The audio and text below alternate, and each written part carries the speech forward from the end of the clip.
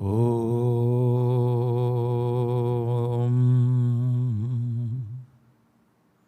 Guru Brahma Guru Vishnu Guru Devo Maheshwaraha Guru Sakshat Param Brahma Tasmai Shri Gurave Namaha Ajnana Timirandhasya Jnana Janashalakaya Chakshurun Milidam Yena Tasmai Shri Gurave Namaha Om Amriteshwariyai Namaha Om Amriteshwariyai Namaha Om Amriteshwariyai Namaha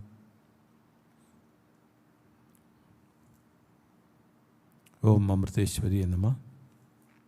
Let's begin with a short meditation. Kindly sit straight, make sure your vertebral column is straight. And slowly close your eyes.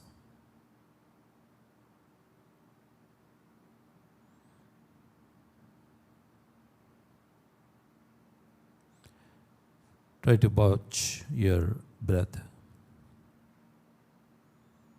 observing like a witness,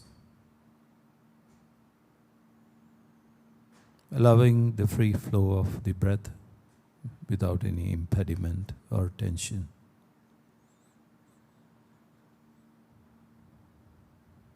Watch each and every inhalation and exhalation that occurs through your body,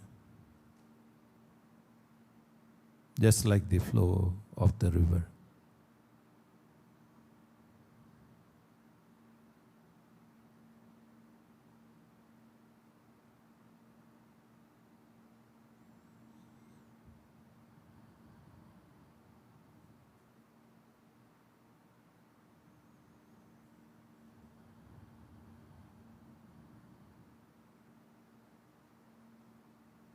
As you keep observing your breath, slowly you'll also start relaxing and feel the full relaxation.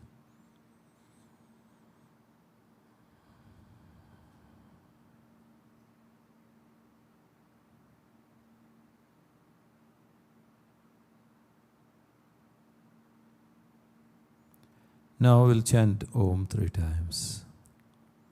As we chant Om, imagine the sound of Om rising from your navel area and visualize the sound and the vibration going up along your spine. Kindly take a deep breath.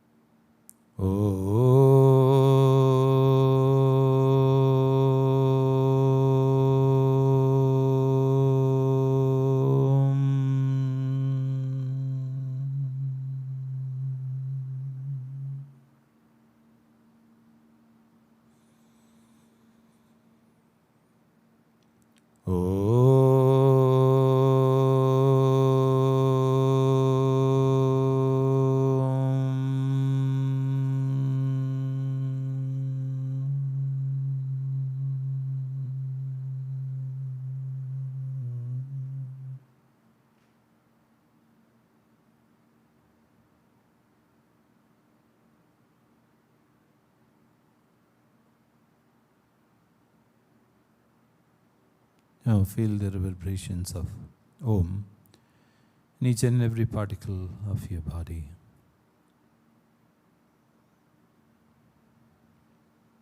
Filling you with energy, with enthusiasm.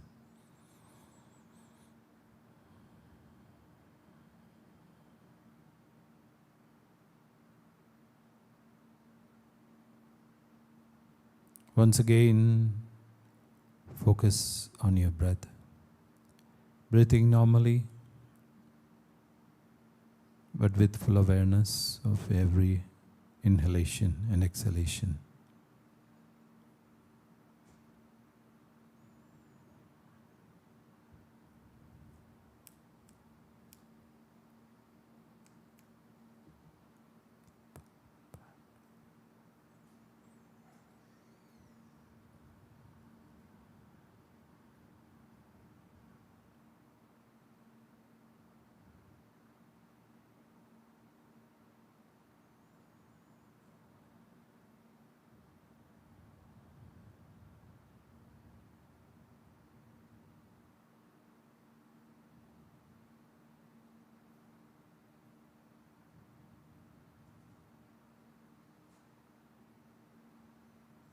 And now as you breathe in, along with your in-breath, chant the mantra Om silently, along with your in-breath. Chant Ma silently, along with your in-breath. And Om when you breathe out. So Ma when you breathe in, and Om when you breathe out.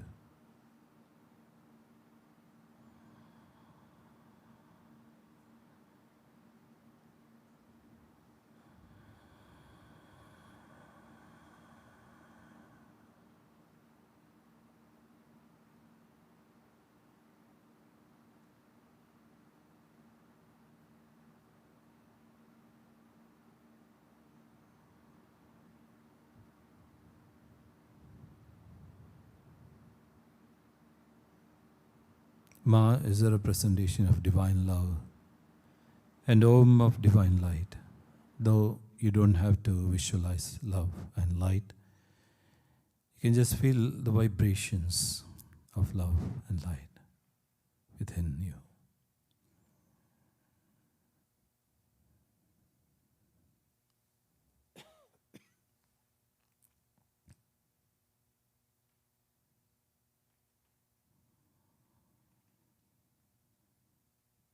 And now, after chanting Ma, pause just for a few seconds. Don't hold your breath too long. And then breathe out, chanting Om. This will enhance your awareness. Focus on the silence in between the in-breath and the out-breath. So continue like this for some time. Ma.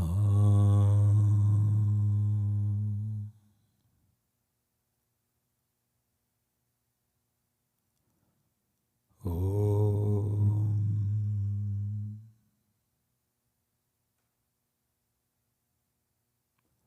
Ma.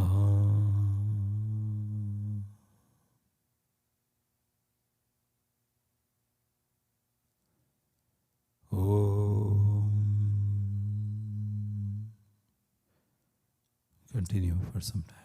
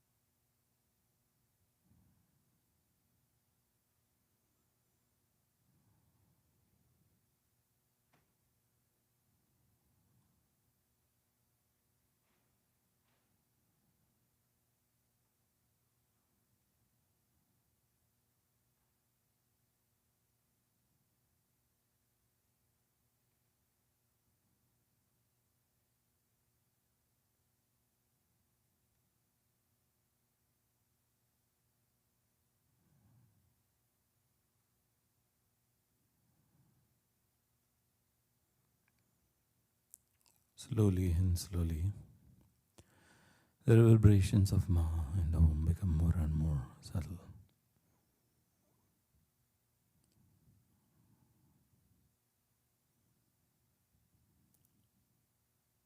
And just feel the vibrations of Ma and Om.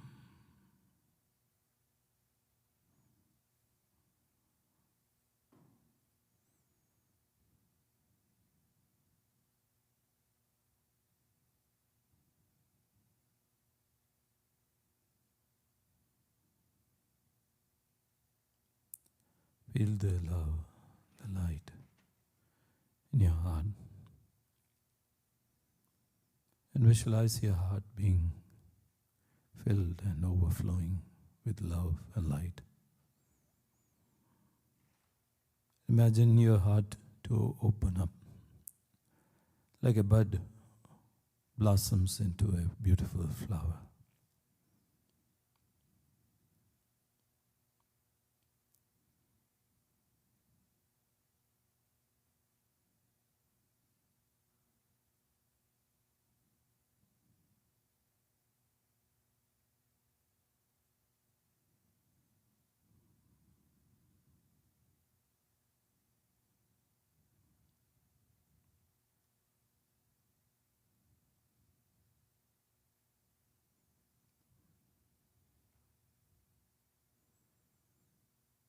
Imagine the love and light going out of your heart to all beings in this world, just like the rays of the sun.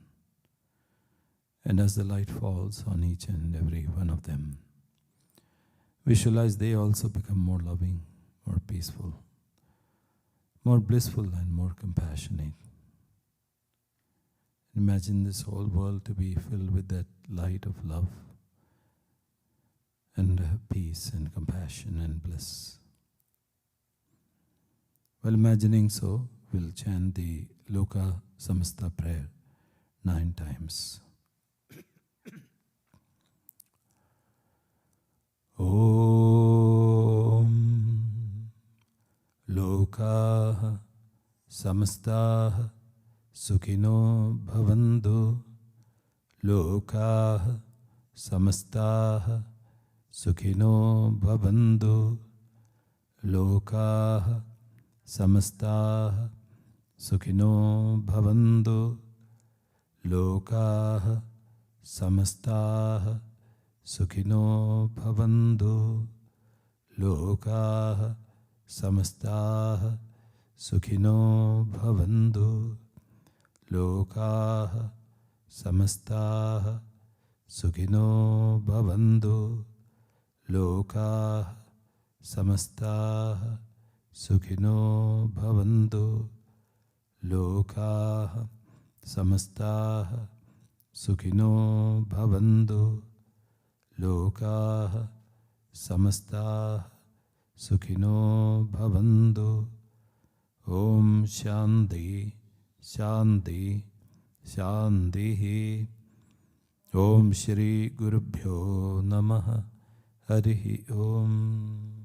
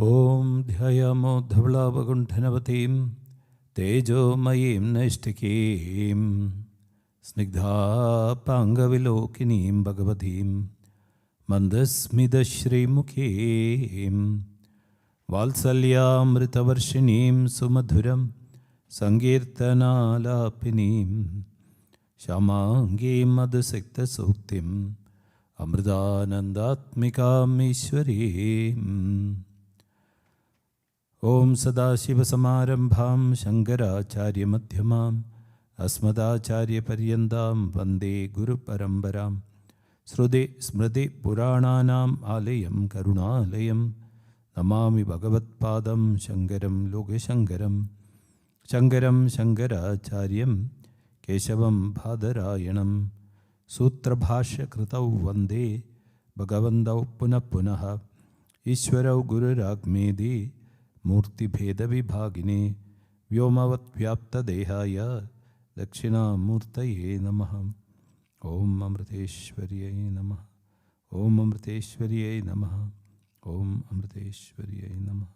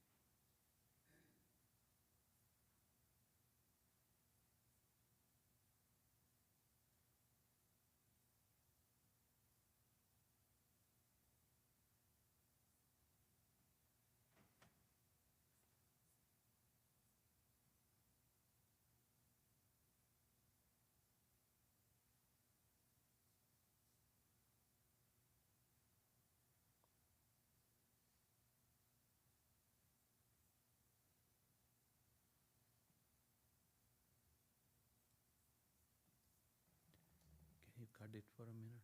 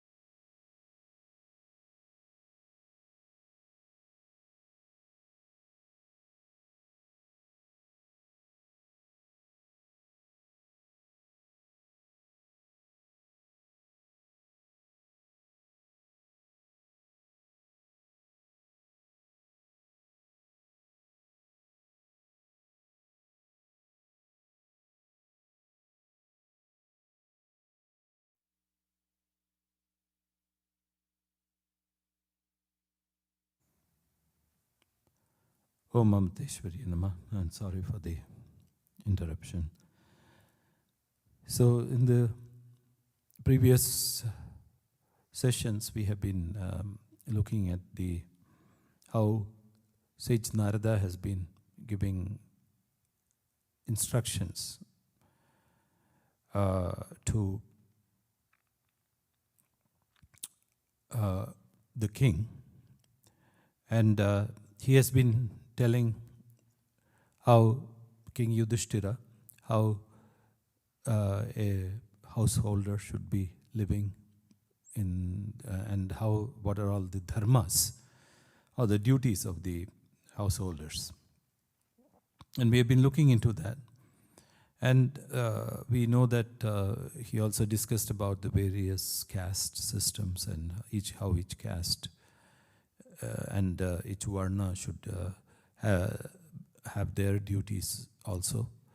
And now most of it, as we can see, is applicable to almost all the caste systems, and which is applicable to us personally as well. And in the last session, we were talking about how one should get contentment and happiness. And after that, we were looking at how we should have faith in the Guru, in which he was saying that the disciple should not look at the Guru just merely as a human being, and should look at the Guru as a manifestation of the Lord himself. And what he is saying was that then only the disciple can move forward in the spiritual realm without just looking at the Guru as merely the human body. And after that, we were talking about the control of the mind. And he was saying that all the Vedic practices and the rites and all these things have the main goal as to be the purpose of which should be helping the control of the senses and the mind. So, if you're saying that if we do not have that as the goal, then what happens is whatever you do is of no use, it's no avail. And it's just like doing all these things without any use. So the main purpose of which should be to have the concentration of the mind and control of the senses. And he was talking about the self-control in each of the ashramas, the different ashramas. That is one, the brahmacharya ashrama, the grahastha ashrama, and the vanaprastha, and also the sannyasa ashrama. And he was saying that each person should have the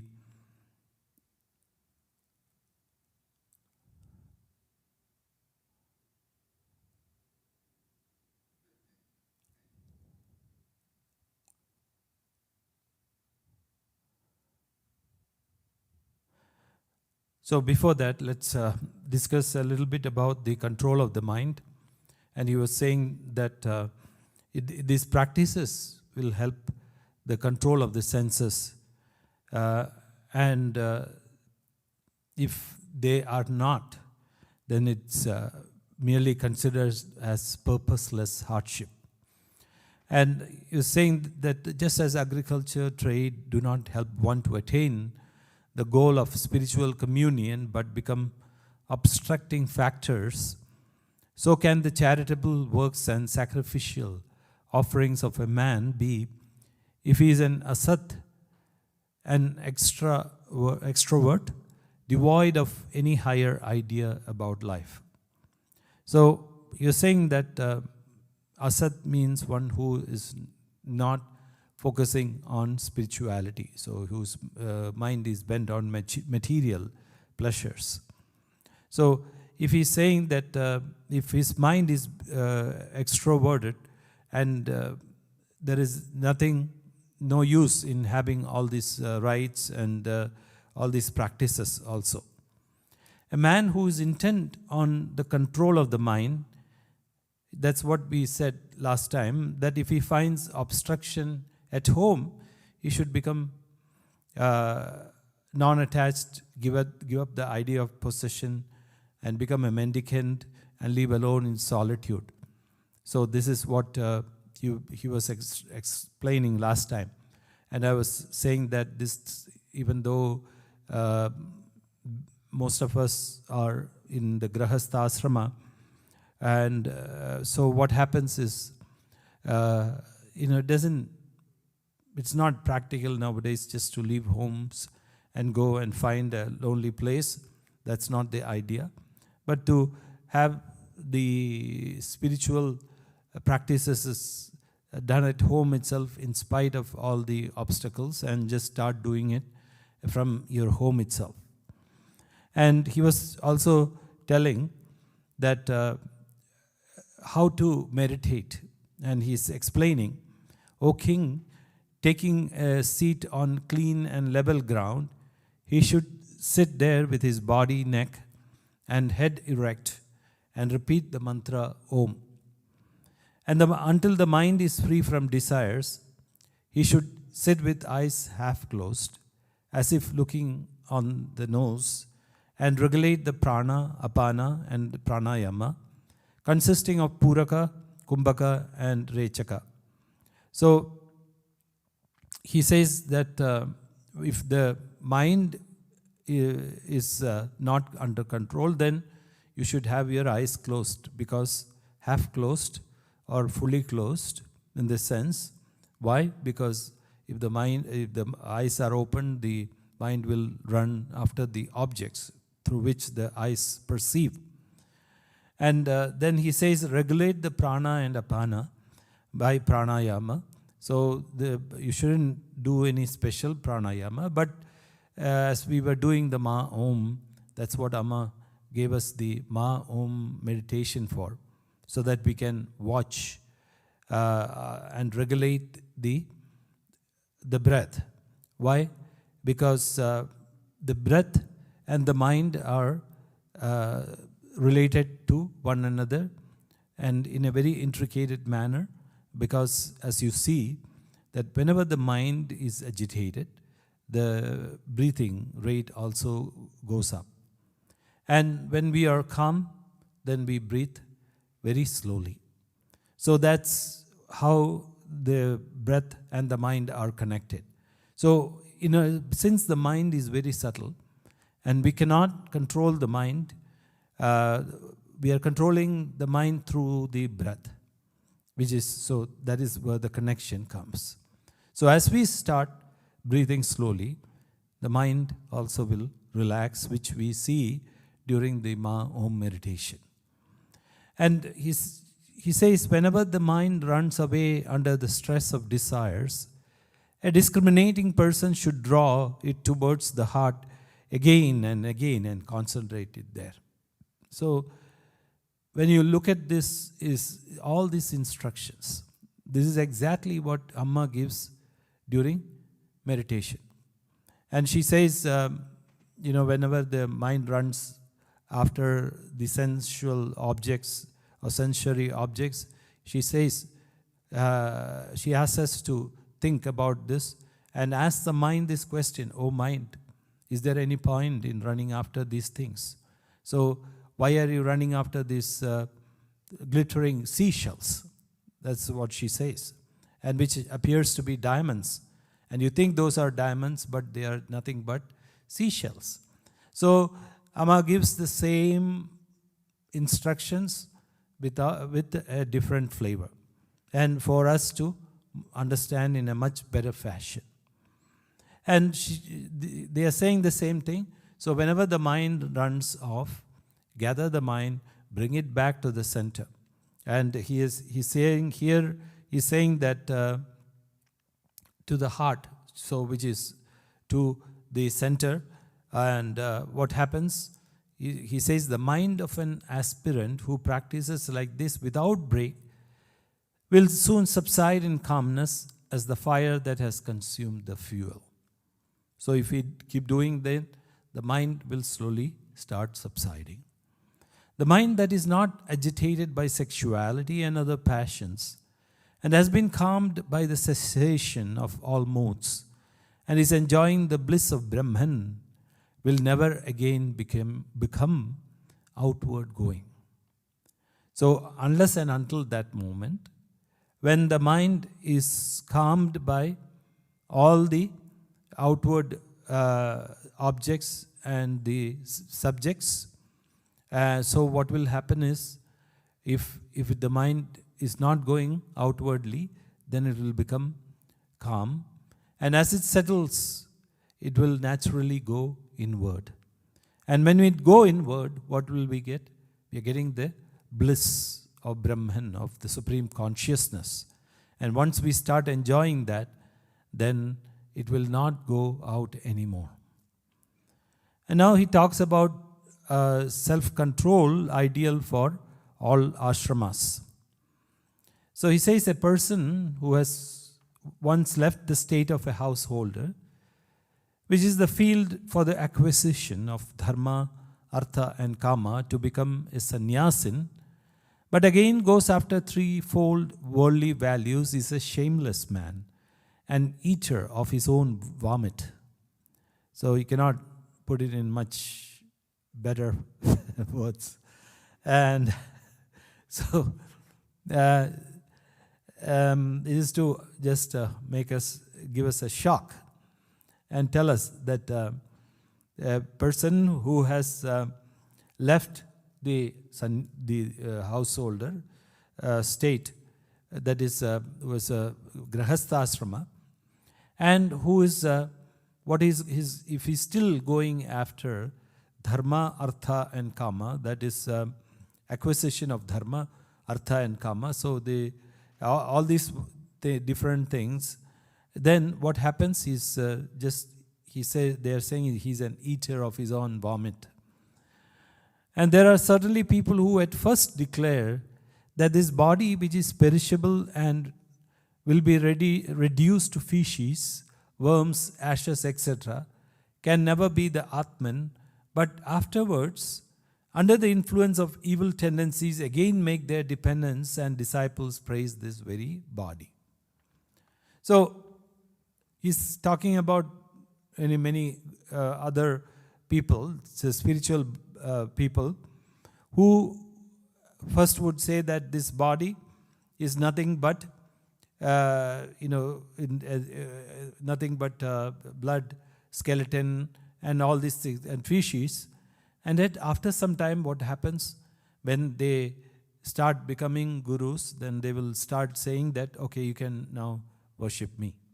So that he's also saying that is also an evil tendency of the mind.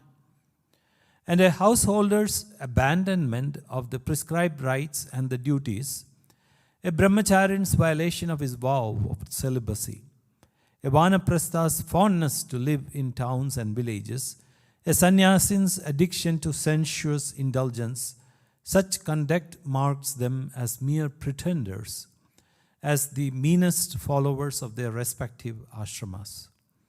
Victims of the Lord's Maya, they are to be pitied and avoided.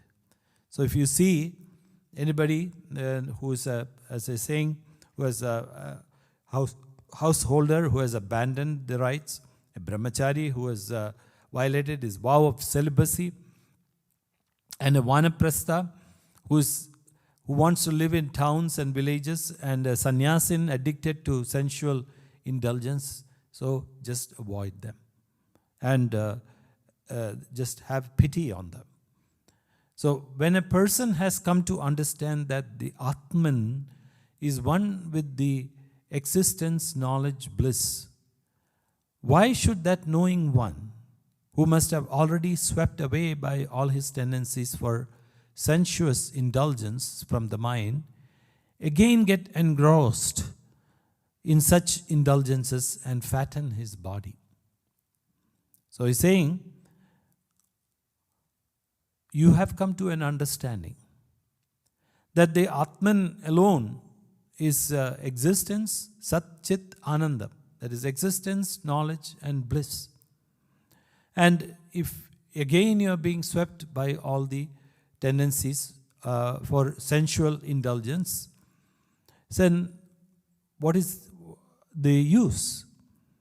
And he's saying the body is compared to a chariot, the senses to horses, the mind to the controlling reins, the sense objects to the roads to be traversed, the intellect to the charioteer, and the chitta or the mind stuff, which is a repository of all affections, to the big binding cord. So this is exactly what you see when Lord Krishna is sitting in the chariot, and you might have seen that figure right in front of the ashram in India, in Amritapuri, where Lord Krishna is sitting in the chariot, and the charioteer is the Arjuna,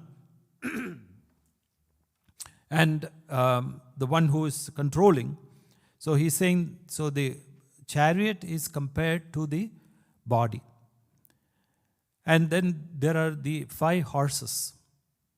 Yeah, sometimes you might see more than 5. So don't get confused, but it's the same meaning. And so the 5 senses to the 5 horses, and the reins are the mind.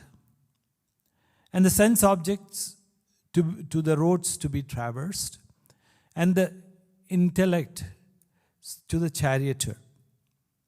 And so, which is, and the chitta or the mind stuff, which is the repository of all affections, to the big binding cord. So this is what the representation of this is. So when you say the intellect, who should you give the intellect to? It should be given to the Guru. So Lord Krishna here represents the Guru. So when you are sitting in the chariot, so what you have to do, you have to give your intellect, and giving to the Guru doesn't mean that you have to become a slave. That's not the point here. It means following the guidelines of the Guru. And whatever the Guru, that is, whatever Amma tells you to do and tells you not to do, so you have to just follow that. So this is the representation of that particular sculpture that you would see in front of the ashram. The knowing ones speak of the 10 pranas as the axle tree, dharma and adharma as the wheels, the jiva bound by the eye sense as the master of the chariot, the pranava, the symbol Om, as his bow, and the purified jiva as the arrow, and the Brahman as the target. So here it's not over again. He's explaining more. The 10 pranas, and what happens? It is the axle tree. So the axle of the chariot is the pranas, and then dharma and adharma as the wheels. So you have 2 wheels, one is dharma and adharma, and the jiva bound by the eye sense as the master of the chariot. And here you have the chariot, and he is sitting inside the chariot. Who is that? It is the individual soul, which is bound by the eye sense. And the pranava as his bow. So the symbol Om is his bow. And the purified jiva as the arrow. And what is the target? The target is the Supreme Brahman, the Supreme Consciousness.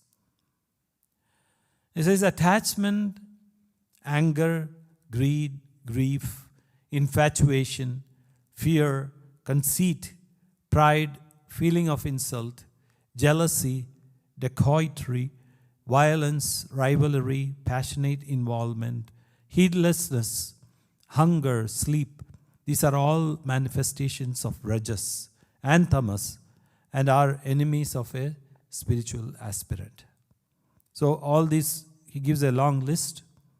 So which are these? Attachment, greed, anger, grief, infatuation, fear, pride, conceit, feeling of insult, jealousy, etc. So these are all rajas and tamas and should be avoided by the spiritual aspirant.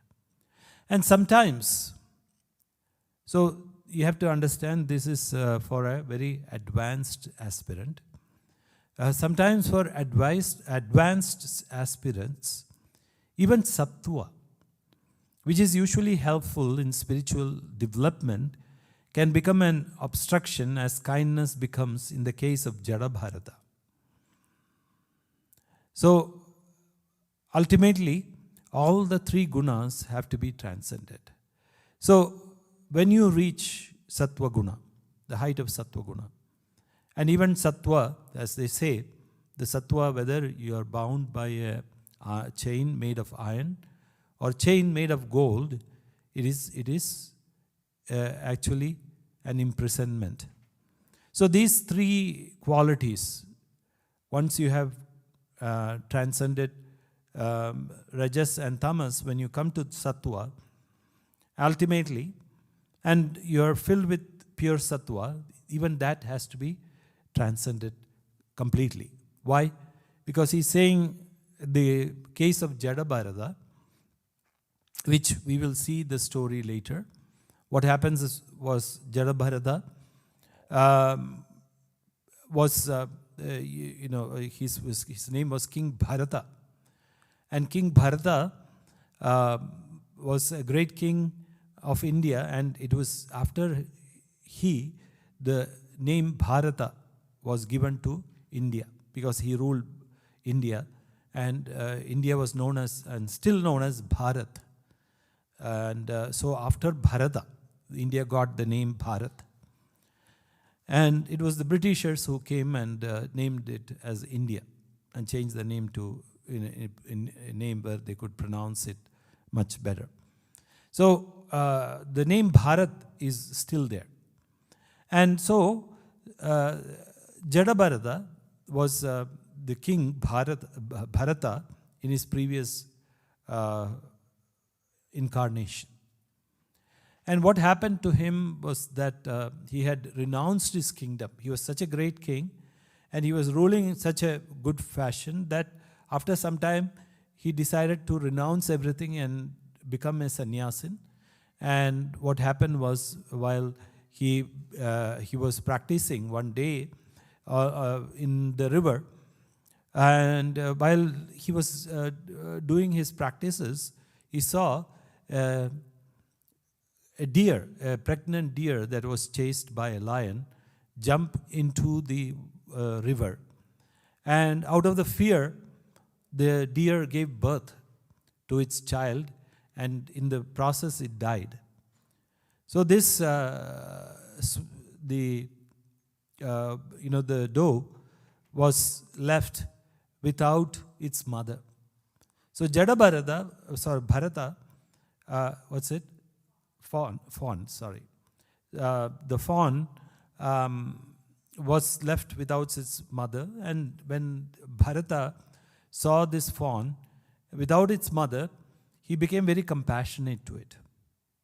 And this is what they're saying, the wrong kind of kindness, where you do something and it becomes actually the opposite. It has an opposite effect rather than a compassionate effect. So what happened was then, later on, as the story goes on, then his mind started dwelling on the fawn, and whether the fawn ate, the fawn slept, and he became so attached that he stopped all his spiritual practices. And as a result of which, in the next life, he was born as a deer. So, this is the wrong kind of kindness that we're talking about.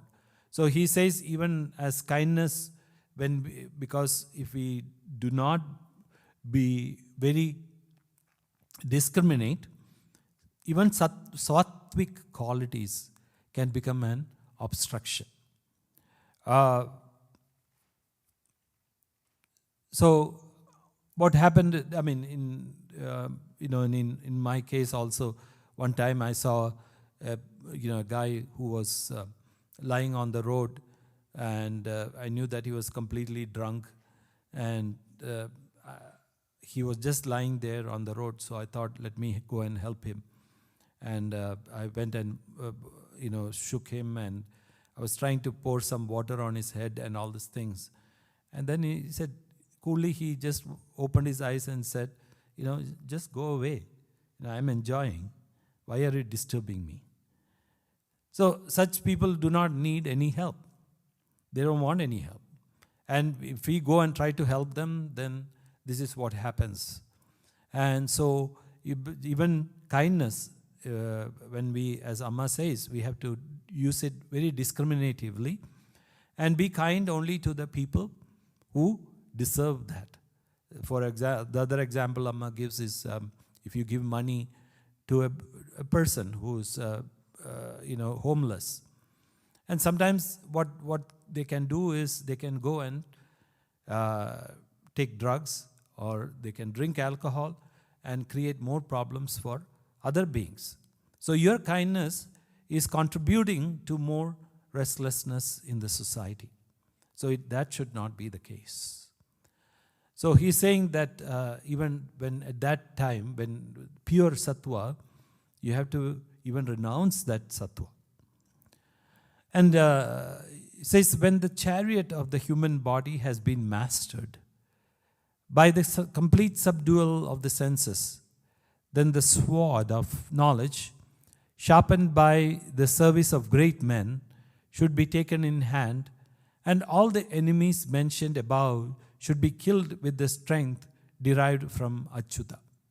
Having thus attained one's pristine state, the bliss of the Atman, one should abandon this chariot of a body.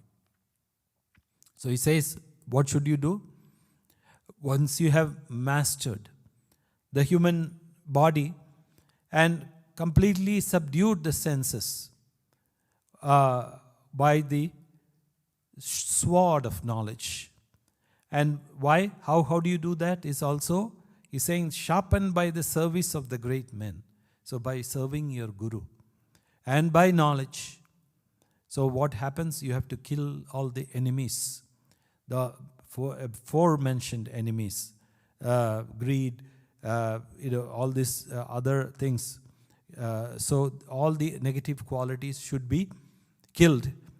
And having thus attained one's pristine state, the bliss of the Atman, one should abandon this chariot of a body.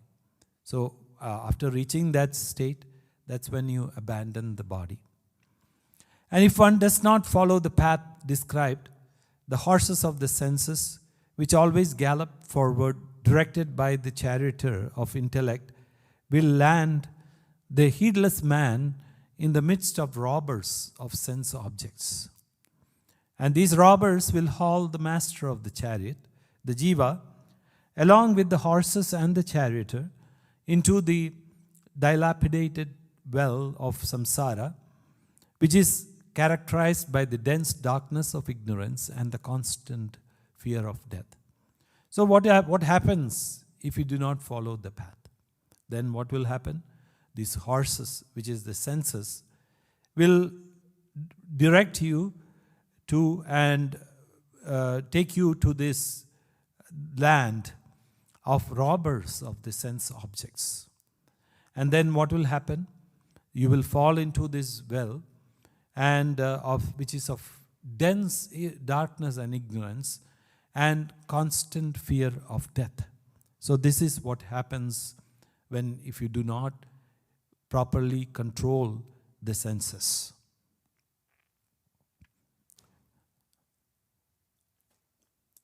And he says, continues, the works described in the Vedas are of two kinds, those that relate to pravritti and those that lead to nivritti.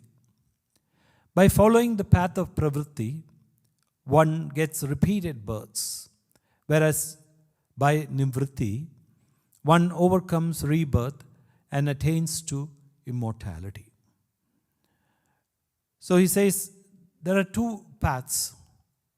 One is the pravritti marga, that is known as the It is known as pravritti marga. Marga means path.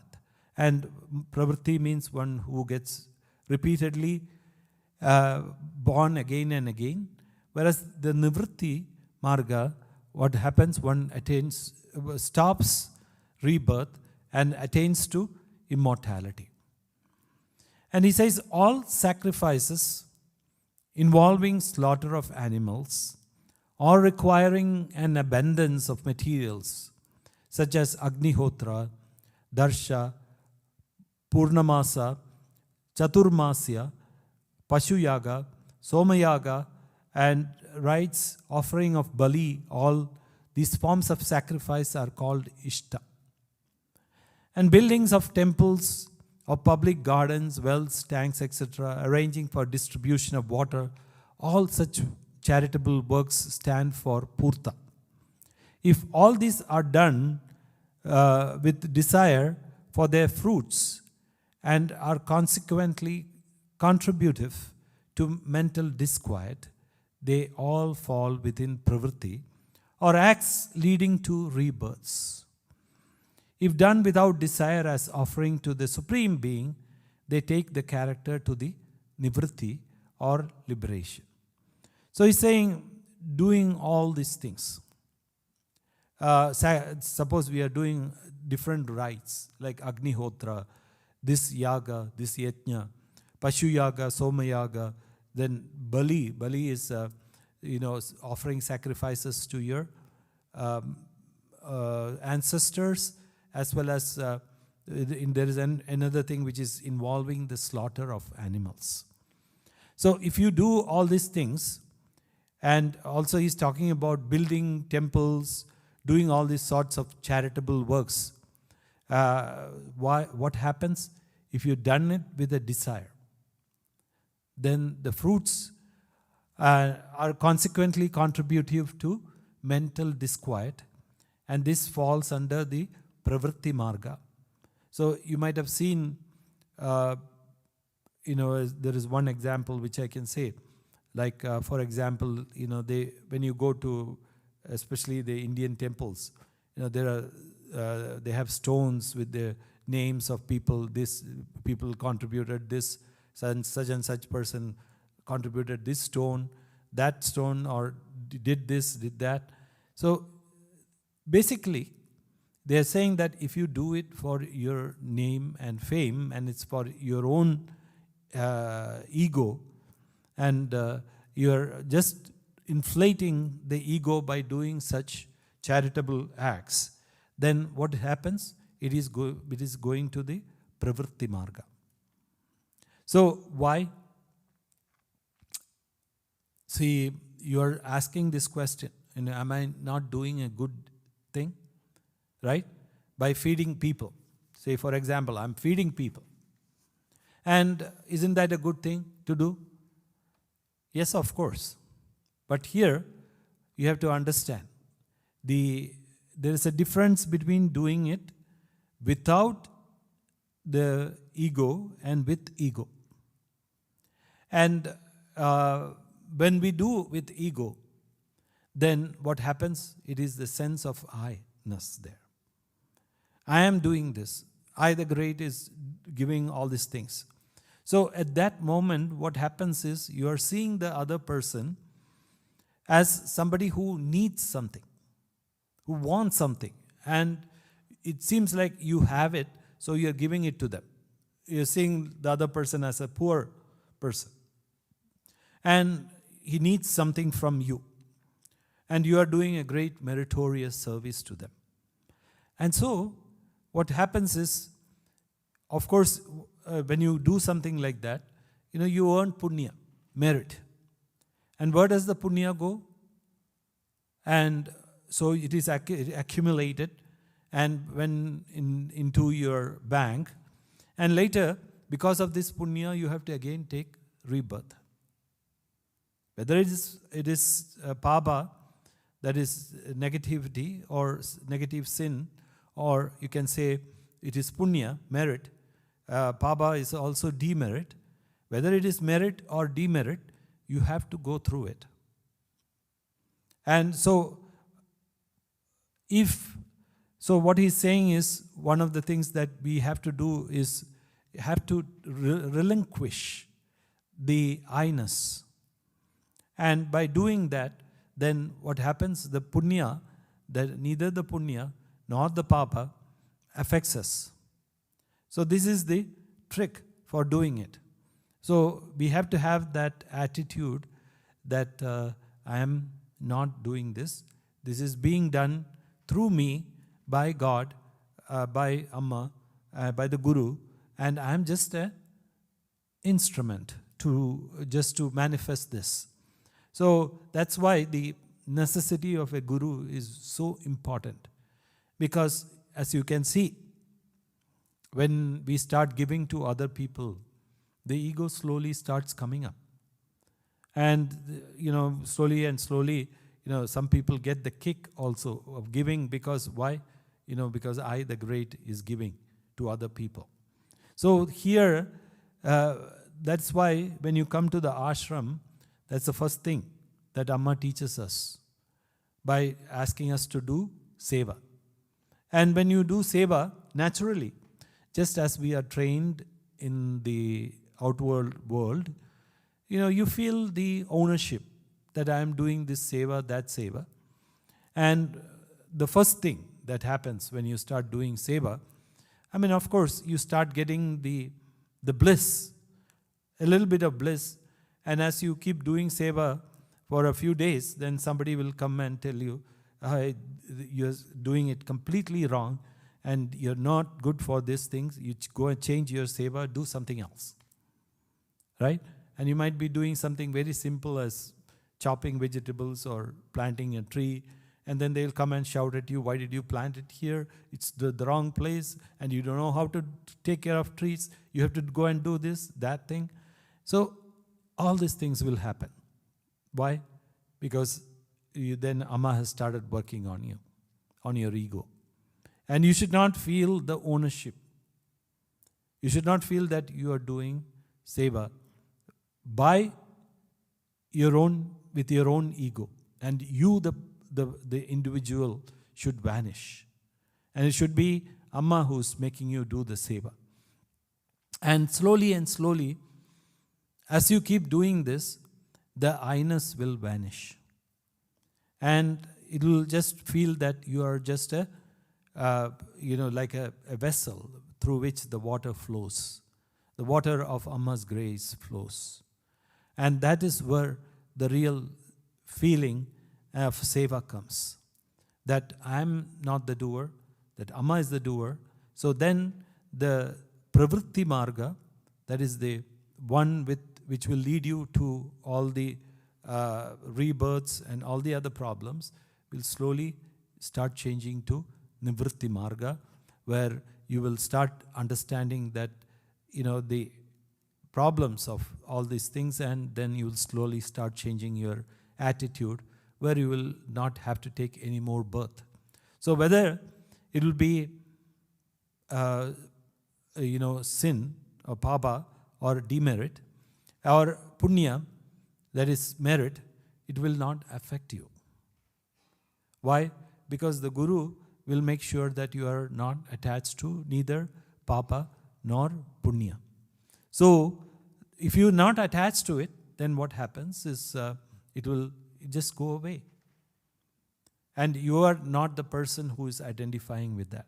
So that's how you come out of the cycle of birth, death, and rebirth. So that's what Amma is trying us to do, making us to do, in the sense that what happens is this Amma is training us through seva. And that's why the importance of ashram, of a guru and of ashram, is very in dire need, I would say. Why? Because if you go to temples, if you go to all these things, it's only inflating your ego. It doesn't mean that you should not. So don't misunderstand me. But if you have the same attitude, then it's good. But most of the time when you go to temples and when you go to any other places of worship, then it's also like a business. I'll give you so much money, God, so you give me this, whatever I want.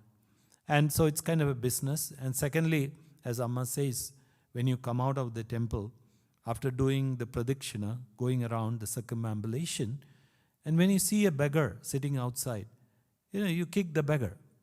Or you don't even look at that, or you don't even heed, or you don't look at or look away from the beggar. So that's that Amma in that song. She says that isn't that what you are doing is not karma yoga. And so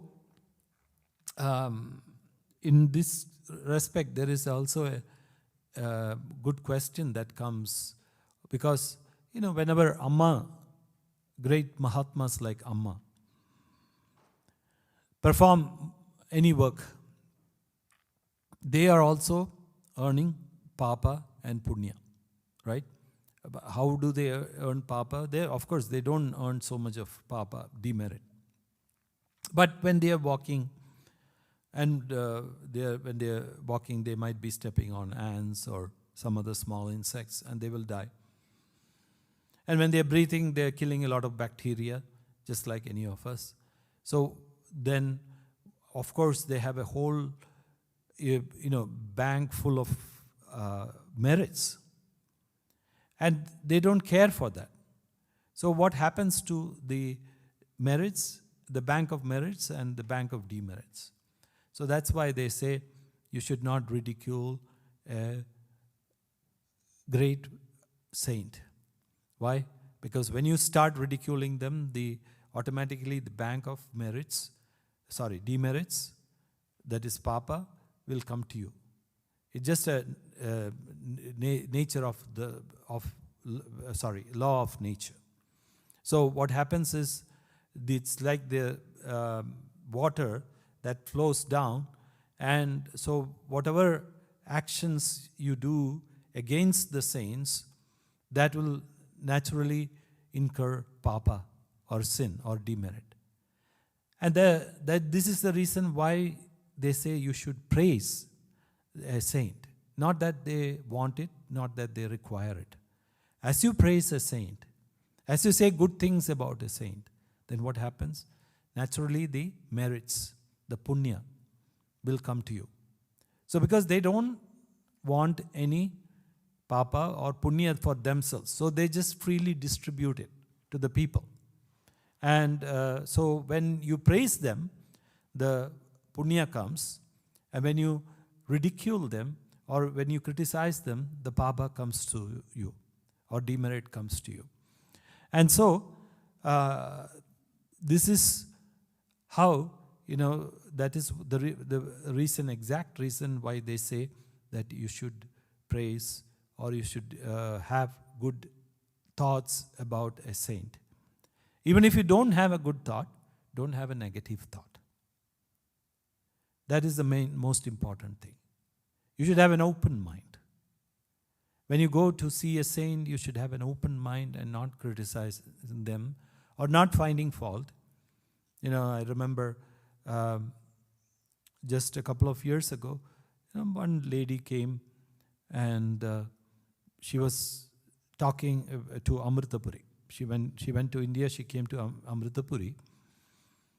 And whatever she looked at, she was criticizing this. Oh, this place is so dirty. That place is, it's not good. And this person is not good. And that person is so angry all the time. And she just had a box full of complaints. And whenever she opened her mouth, it was only complaints. There was nothing good about that.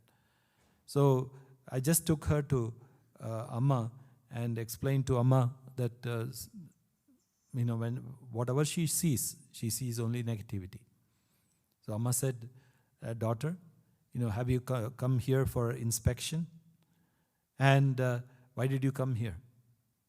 So she said, whenever we see, these are all reflection of the Supreme Consciousness. It's nothing but the Supreme Consciousness that you see. And it's because of your own fault that you are seeing the fault in everything and in others. So don't look at the faults, look at the good side of it. So this was the advice given by Amma to that person. So, once Swami Vivekananda was asked this question, what if you see, his master, Sri Ramakrishna Paramahamsa, and Sharada Devi, because they were husband and wife, hugging to each other and in a very sensuous manner. Because they are husband and wife, they can do whatever they want to. So he was asked this question: what if you see them hugging each other in a sensuous manner? He said, then I will take my eyes out, because the problem is with my eyes, not with them. So similarly, there is also a story about similar story about a saint who went up to the subtler realms, and then what happened was he saw goddess Parvati sitting on the thighs of Lord Shiva, and then he just smirked and made a remark, very obvious remark, saying that, oh, look at Lord Shiva, who is supposed to be the great supreme consciousness, having a lady sit on his thighs. And immediately he fell down to the earth, is the story. So why? It's our perception. There is something wrong with our perception. It's not the fault of the objects or the things that we are seeing around. And obviously, if we change our perception and stop misinterpreting and telling that our mind is always stating lies and always lying and misguiding us. So Amma always says that, that's why Amma says that everything around is nothing but the Supreme Consciousness. And if we can see that, that's what Amma sees, isn't it? Amma sees, whenever Amma sees us, she doesn't see us as an embodiment of the devil, but only as the divine. And that's why she can hug any number of persons, and any person, whether they are dressed properly or not, or dressed improperly, having taken bath or not having taken bath for months together, pure, impure, sick, or healthy, it doesn't matter to her. Why? Because we are all embodiments of the divine only. So when we come to this point, that's why they're saying that I forgot where I started, but coming back to the point, what we have to understand is the relinquishing of our attachments. That's why I'm saying when we go to a saint, even if we do not see the goodness, at least we should try to avoid all the bad things and stop criticizing other people and stop seeing faults. And of course, tell me a place in this world that doesn't have a fault when you look at it from that point of view. Every place has something or the other. And you can always find fault with even the slightest thing. And so what we have to understand is we have to broaden our vision, and we are there for a purpose, to purify ourselves, to find only bliss. So Amma says that in order to that, to perceive the consciousness, we should shut down that sense of a critic, and having that open-mindedness and understanding that everything is nothing but the reflection of the Supreme Consciousness. So may Amma give us the ability to see everything around us as the Supreme and the Divine. Om Amriteshwariya Namah.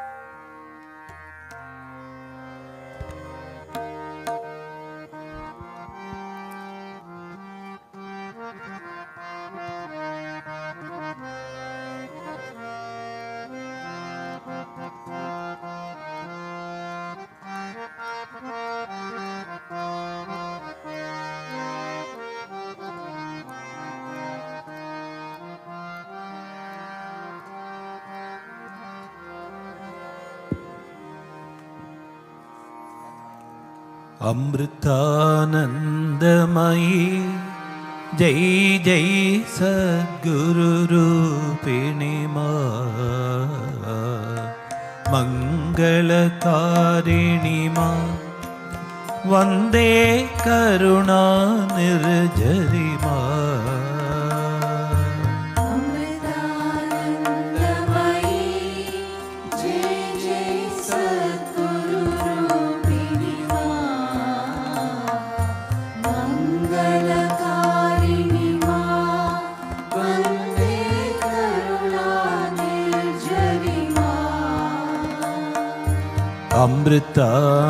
Amritanandamayi जय जय सद्गुरु रूपिणी मां, मंगलकारिणी मां, वंदे करुणा निर्झरी मां।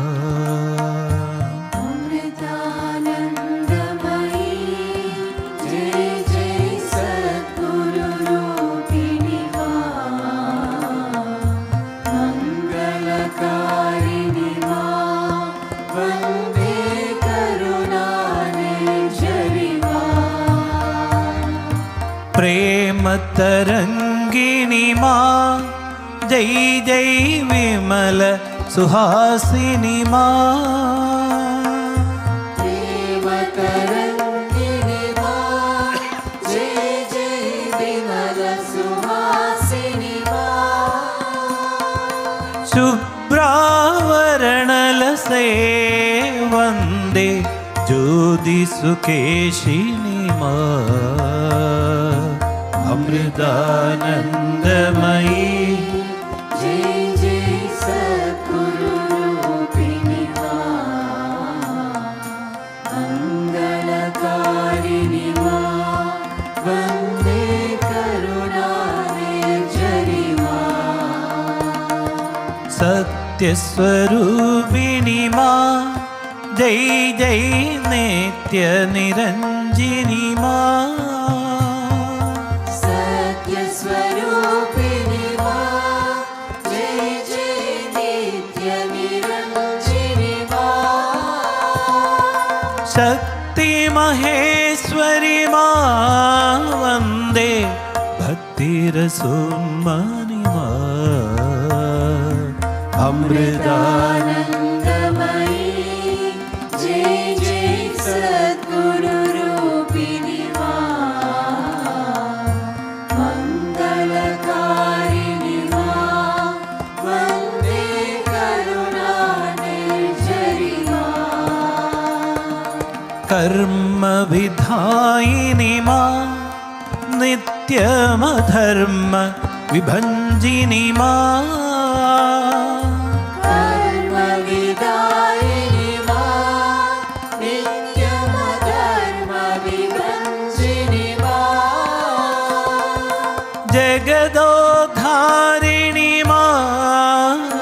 वन्दे जगत्सञ्जारिणि माम् अमृतानन्दमयी जय जय सद्गुरुरूपिणि माम्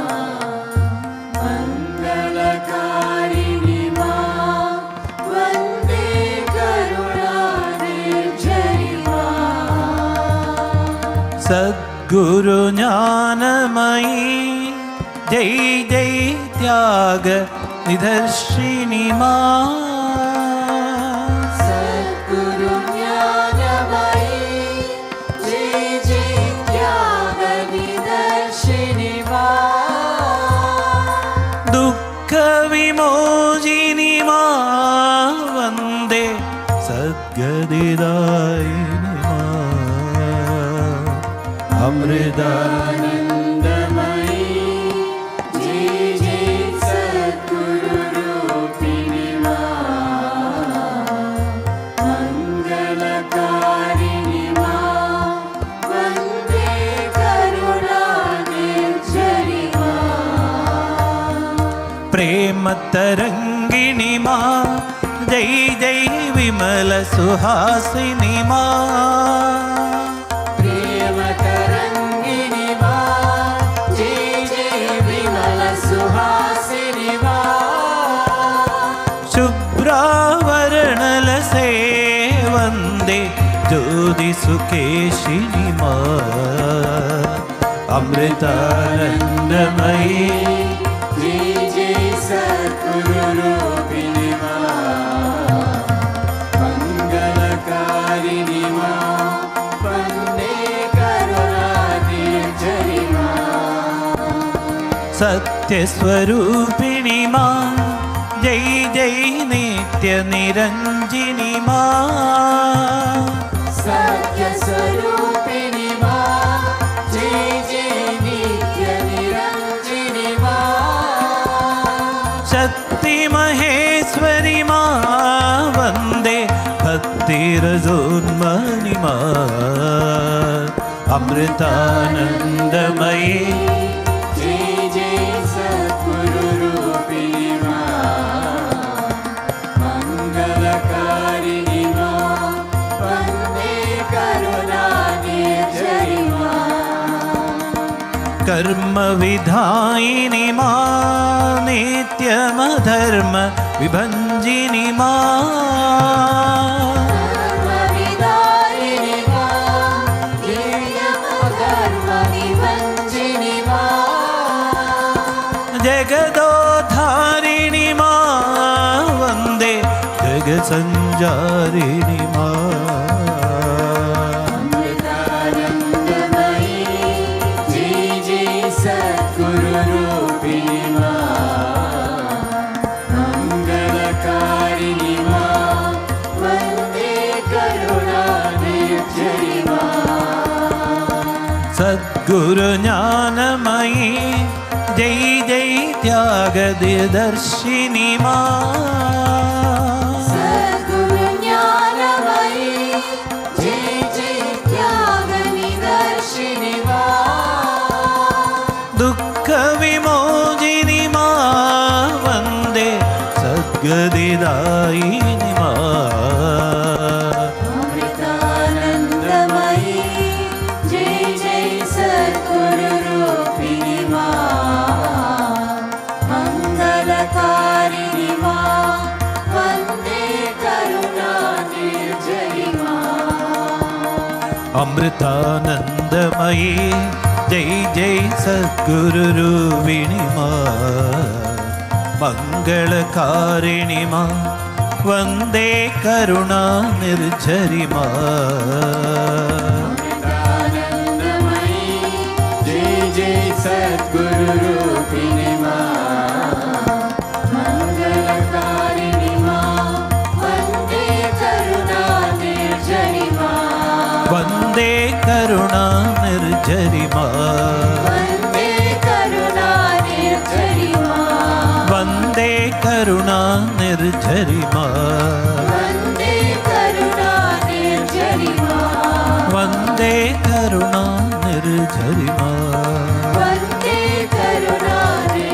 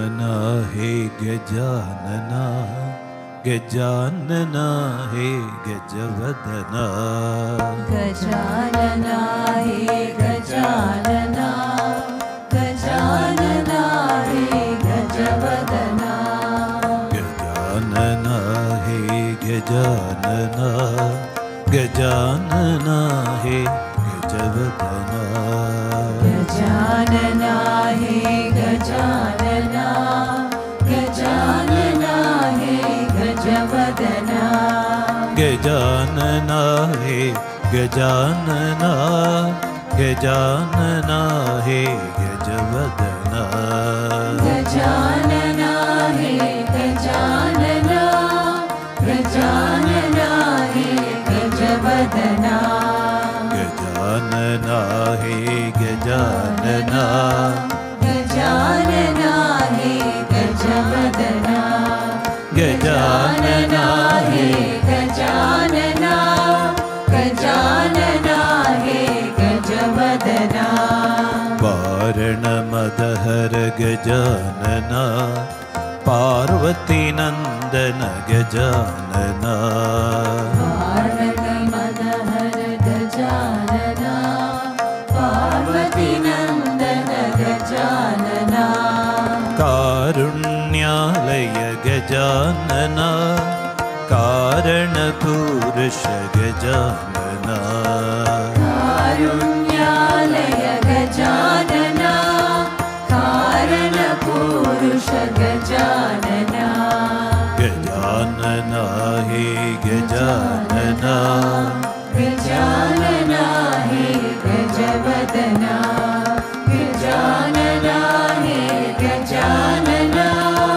गजानना हे गजवदना विघ्न विनायक गजानना सज्जन सेवित गजानना विनायक गजानना सज्जन सेवित गजानना चित्घन श्यामल नित्य निरामय सत्फलदायक गजानना चित्तन श्यामल नित्य निरामय सत्फलदायक गजानना गजानना हे गजानना गजानना हे गजवदना गजानना हे गजानना गजानना हे गजवदना आर्त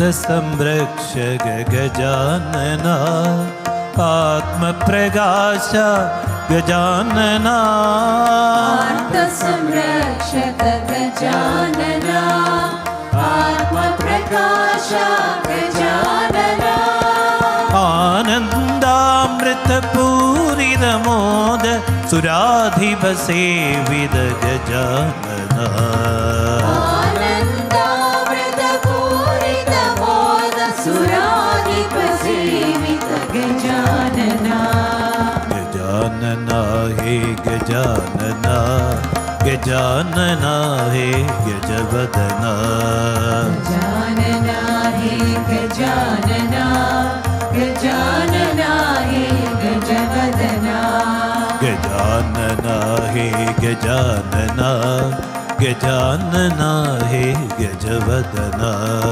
गजानना हे गजानना गजानना हे गजवदना गजानना हे गजानना गजानना हे गजवदना गजानना हे गजानना गजानना हे गजवदना गजानना हे गजानना गजानना हे गजवदना गजानना हे गजानना गजानना हे गजवदना गजानना हे गजवदना गजानना हे गजवदना गजानना हे गजवदना गजानना हे गजवदना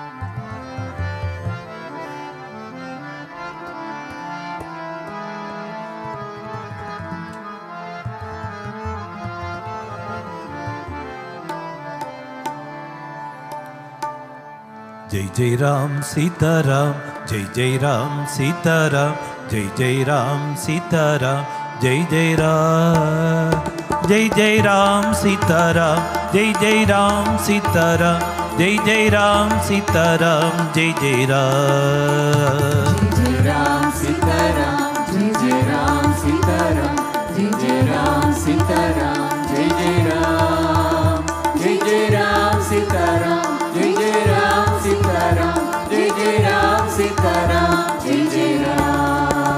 Jai Jai Ram Sita Ram, Jai Jai Ram Sita Ram, Jai Jai Ram Sita Ram, Jai Jai Ram, Jai Jai Ram Sita Ram, Jai Jai Ram Sita Ram, Jai Jai Ram Sita Ram, Jai Jai Ram, Jai Jai Ram Sita Ram, Jai Jai Ram Sita Ram, Jai Jai Ram Sita Ram, Jai Jai Ram, Jai Jai Ram Sita Ram, Jai Jai Ram Sita Ram, Jai Jai Ram Sita Ram, Jai Jai Ram. Jaya Janaki Jeevan Rama, Smar Kodi Manojna Sharira, Janaki Jeevan Rama, Smara Kodi Manojna Sharira.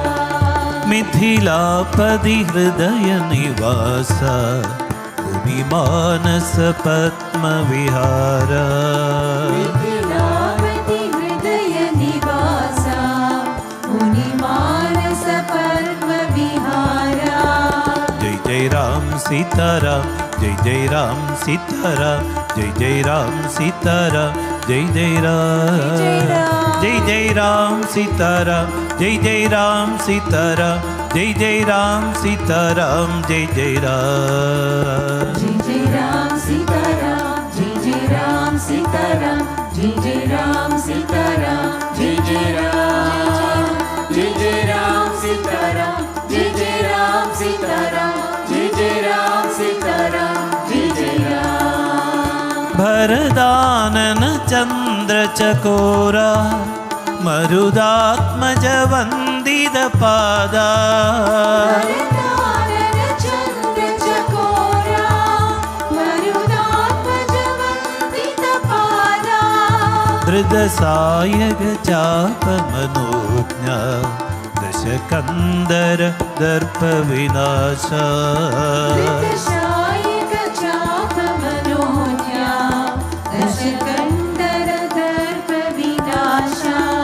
Jai Jai Ram Sita Ram, Jai Jai Ram Sita Ram, Jai Jai Ram Sita Ram, Jai Jai Ram, Jai Jai Ram Sita Ram, Jai Jai Ram Sita Ram, Jai Jai Ram Sita Ram, Jai Jai Ram, Jai Jai Ram Sita Ram, Jai Jai Ram Sita Ram, Jai Jai Ram Sita Ram, Jai Jai Ram, Jai Jai Ram Sita Ram, Jai Jai Ram Sita Ram, Jai Jai Ram Sita Ram, Jai Jai Ram. Madhubhashana Mangala Sadana, Padidavan Pavana Charana, Madhubhashana Mangala Sadana, Patitavana Pavana Charana. Sukha Sagar Sundara Sumukha, Mriduhasa Manohar Vadana, Sukha Sagara Sundara Sumukha, Mriduhasa Manohara Vadana. Jai Jai Ram Sita Ram, Jai Jai Ram Sita Ram, Jai Jai Ram Sita Ram, Jai Jai Ram, Jai Jai Ram, Jai Jai Ram Sita Ram, Jai Jai Ram Sita Ram, Jai Jai Ram Sita Ram, Jai Jai Ram, Jai Jai Ram Sita Ram, Jai Jai Ram Sita Ram, Jai Jai Ram Sita Ram, Jai Jai Ram, Jai Jai Ram, Jai Jai Ram Sita Ram, Jai Jai Ram Sita Ram, Jai Jai Ram Sita Ram, Jai Jai Ram. Raghuvamsha Shiromani Rama, Chirasaukhya Vidayaka Rama, Raghuvamsha Shiromani Rama, Chirasaukya Vidayaka Rama. Smriti Janma Vimojana Rama, Jaya Raghava Janaki Ram जन्म विमोचन राम जय राघव जानकी राम जय जय राम सीताराम जय जय राम सीताराम जय जय राम सीताराम जय जय राम जय जय राम सीताराम जय जय राम सीताराम जय जय राम सीताराम जय जय राम जय जय राम सीताराम जय जय राम सीताराम जय जय राम सीताराम जय जय राम जय जय राम जय जय राम सीताराम जय जय राम सीताराम जय जय राम सीताराम जय जय राम जय जय राम सीताराम जय जय राम सीताराम जय जय राम सीताराम जय जय राम जय जय राम सीताराम जय जय राम सीताराम जय जय राम सीताराम जय जय राम जय जय राम सीताराम जय जय राम सीताराम जय जय राम सीताराम जय जय राम जय राम जय जय राम सीताराम जय जय राम सीताराम जय जय राम सीताराम जय जय राम जय जय राम सीताराम जय जय राम सीताराम जय जय राम सीताराम जय जय राम जय जय राम सीताराम जय जय राम सीताराम जय जय राम सीताराम जय जय राम जय जय राम सीताराम जय जय राम सीताराम जय जय राम सीताराम जय जय राम जय जय राम सीताराम जय जय राम सीताराम जय जय राम सीताराम जय जय राम जय जय राम सीताराम जय जय राम सीताराम जय जय राम सीताराम जय जय राम जय जय राम सीताराम जय जय राम सीताराम जय जय राम सीताराम जय जय राम जय जय राम सीताराम जय जय राम सीताराम जय जय राम सीताराम जय जय राम जय जय राम सीताराम जय जय राम सीताराम जय जय राम सीताराम जय जय राम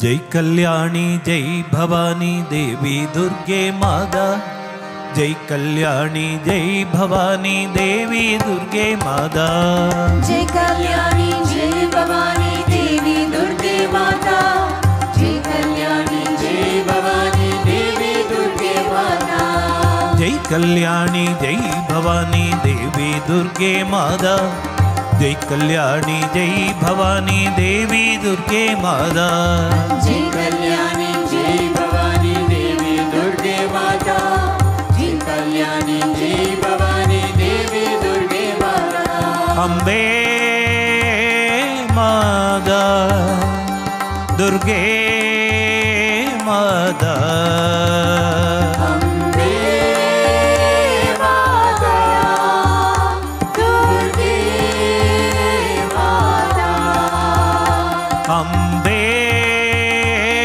माता दुर्गे माता अम्बे माता दुर्गे माता तुम ओम करुणा की मूर्ति दास के सुन ले विनती तुम ओम करुणा की मूर्ति दास की सुन ले विनती तुम ओम करुणा की मूर्ति दास के सुन ले विनती तुम ओम करुणा की मूर्ति दास की सुन ले विनती। संसारों से दे माँ मुक्ति, जन्म का लक्ष्य कर दे पूर्ति। संसार से दे माँ मुक्ति, जन्म का लक्ष्य कर दे पूर्ति। संसारों से दे माँ मुक्ति, जन्म का लक्ष्य कर दे पूर्ति। संसार से दे माँ मुक्ति, जन्म का लक्ष्य कर दे पूर्ति। जय कल्याणी जय भवानी देवी दुर्गे माता, जय कल्याणी जय भवानी देवी दुर्गे माता। जय कल्याणी जय भवानी देवी दुर्गे माता, जय कल्याणी जय भवानी देवी दुर्गे माता। अम्बे माता दुर्गे माता, अम्बे माता दुर्गे माता। अम्बे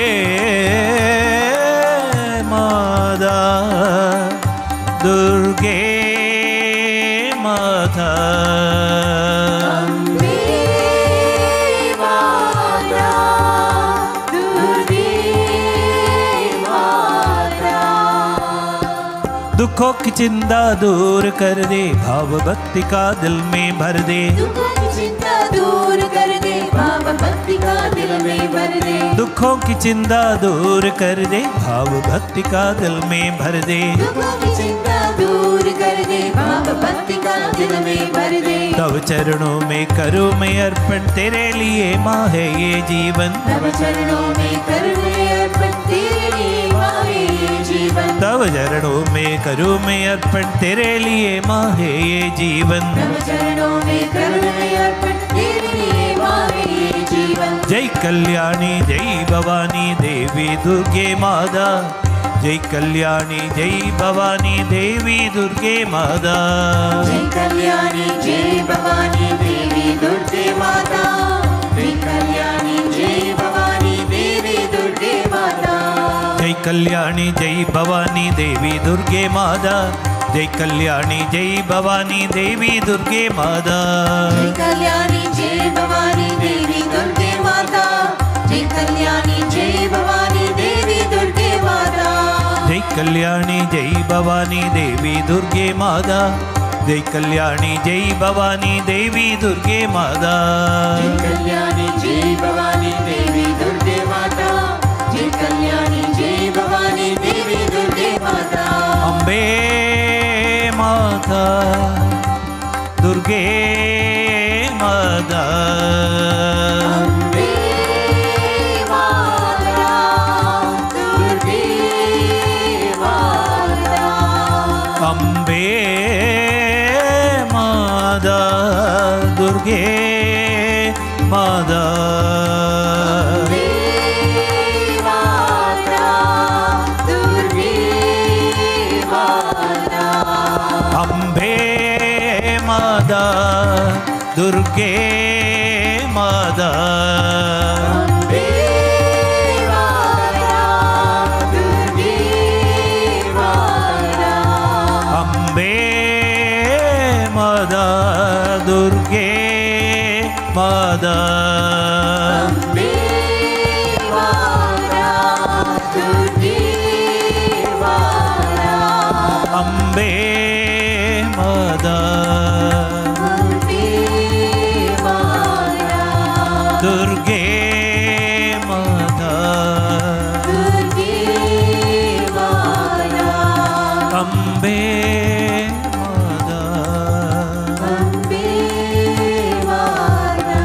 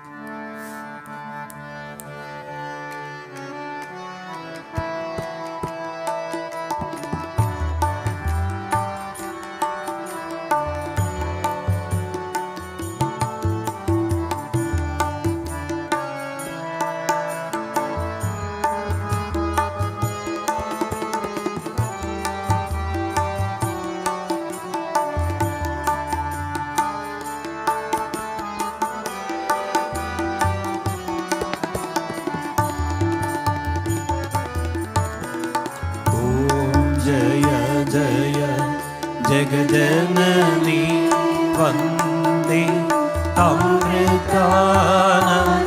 अमृतानन्दमयी मंगल आरती माधव भवानी अमृतानंदमयी माधव अमृतानंदमयी जन मन निज सुखदायिनी माधव अमृतानंदमयी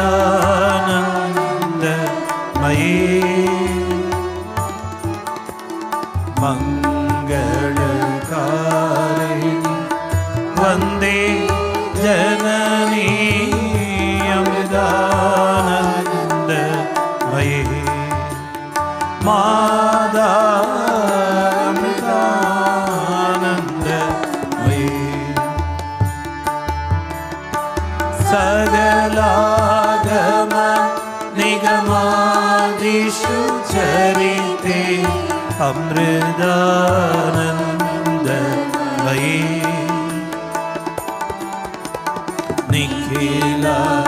निखिलमयहर जननी वन्दे अमृतानन्दमयी माता अमृतानंदमयी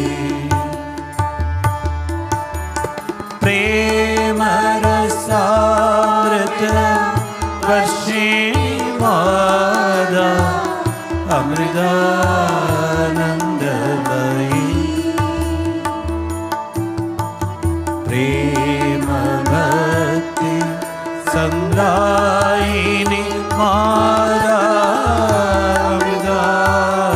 अमृतानंदमयी माता अमृतानंदमयी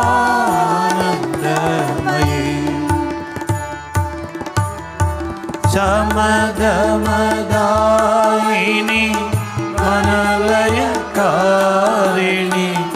अमृतानंदमयी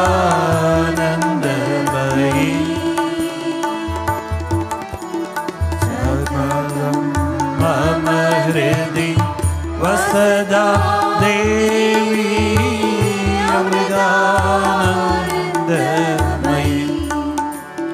माता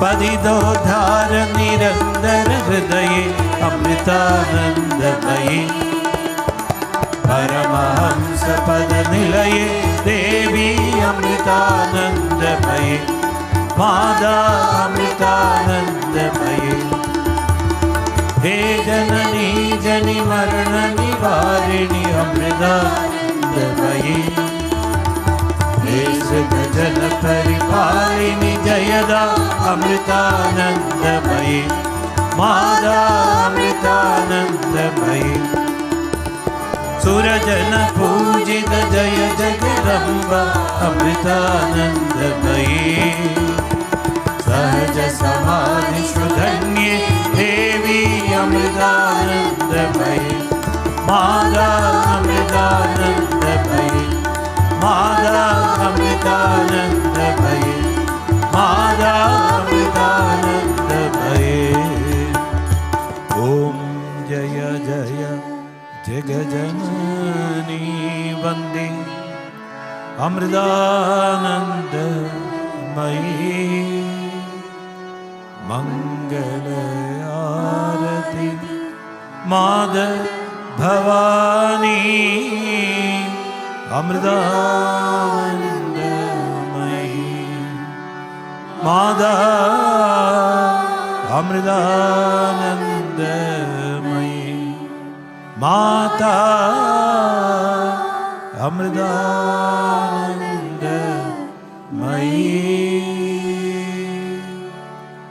जय बोलो सद्गुरु माता अमृतानंदमयी देवी की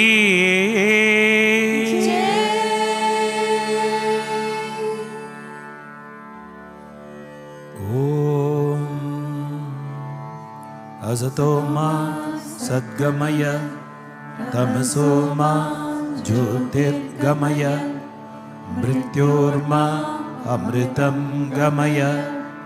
Om Shanti Shanti Shanti.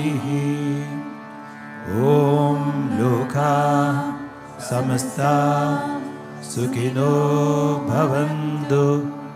Loka Samasta Sukhino Bhavantu.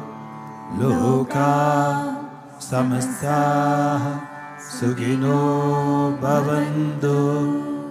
Om Shanti Shanti Shanti. Om Shri Gurubhyo Namaha. Harihi Om.